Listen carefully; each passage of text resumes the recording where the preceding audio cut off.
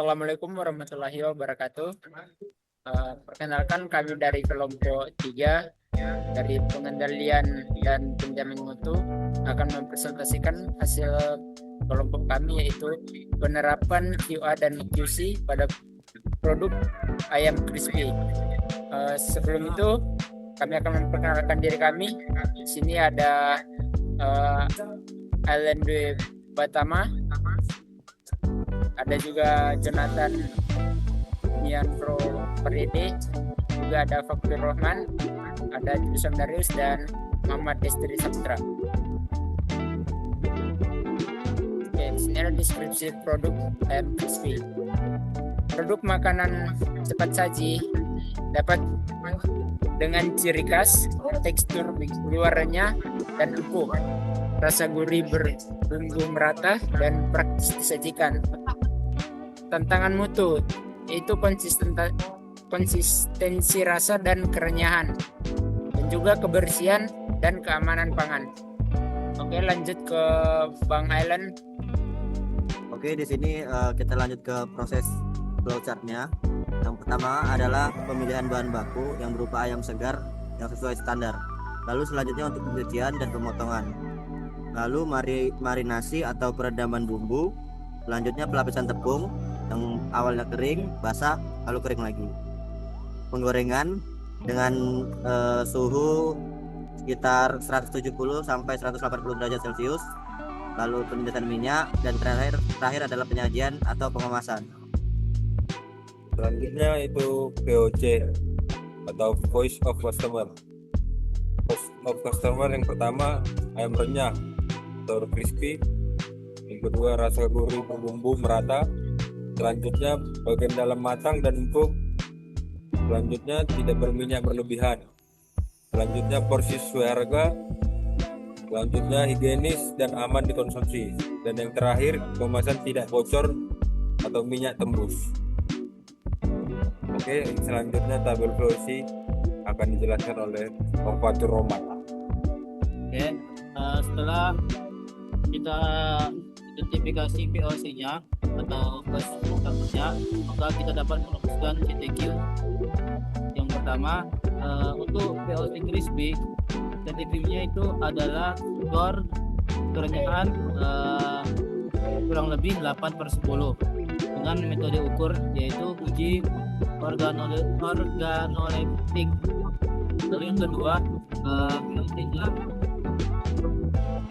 gurih berbumbu dengan CTQ-nya yaitu kadar garam 1,5 sampai dengan 2%.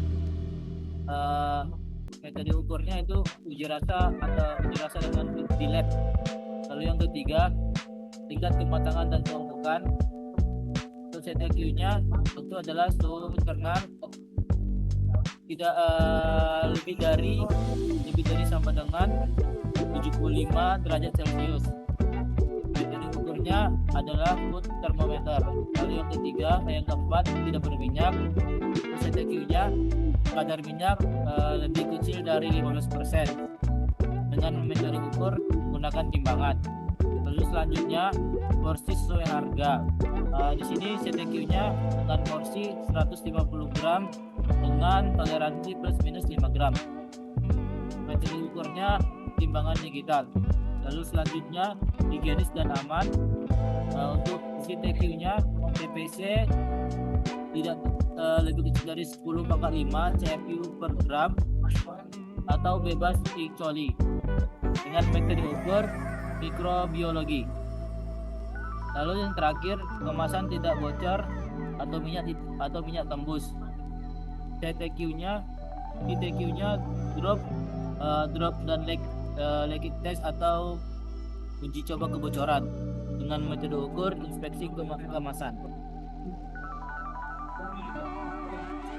Ataupun CTQ dalam proses produksi, yang pertama marinasi, yaitu untuk mendapatkan rasa yang gurih.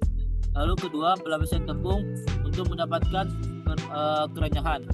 Lalu yang ketiga, penggorengan, itu kerenyahan, kadar minyak, dan tingkat kematangan. Yang diatur itu tingkat kerenyahan, kadar minyak, dan tingkat kematangan. Lalu penirisan itu untuk mengatur kadar minyak. Lalu selanjutnya pengemasan untuk mengatur keamanan dan higienitas.